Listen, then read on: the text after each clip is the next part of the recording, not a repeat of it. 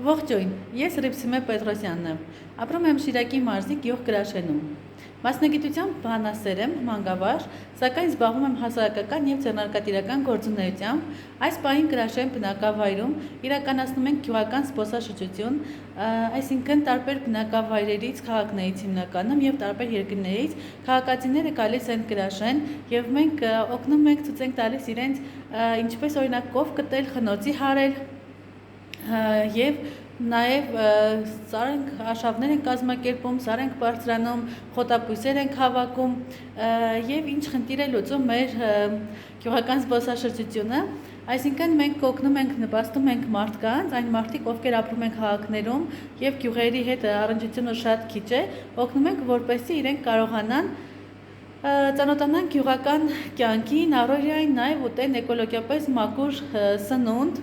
ու նաև փորձի փոխանակում են կազմակերպում, պանիր են պատրաստում, խնոցի են հարում, կովերին գտում են, հորտերին կատ են տալիս, արդեն մոտ 200 և ավել քաղաքացիներ զբաղվել են այդ գործունեությամբ, շատ գոհ են և մենք ցանկանում ենք